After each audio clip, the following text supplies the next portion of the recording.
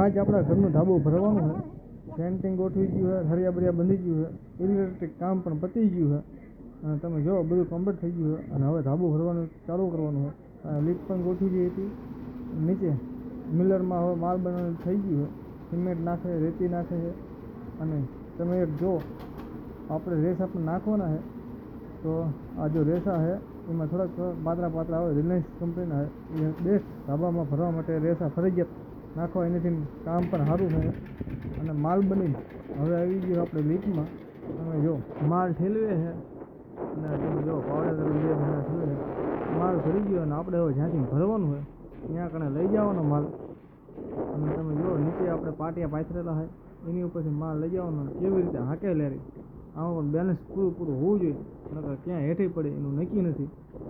અને આપણે આવી ગયો હવે જ્યાં ધાબુ ભરવાનું અહીંયા માલ નાખી દીધો છે અને મસ્ત મજાનું ધાબુ ભરવાનું છે. કેવું ભરાય એ કમેન્ટ કરજો. અને ઘરનું છે અને આ માઈસી રે પાવડીથી પૂરું કરે છે.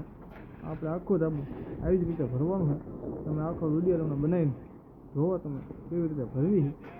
અને આ બાજુ જો બધા બેટ ઊભા છે અને જોવે છે કેવી રીતે ધાબુ ભરાય છે.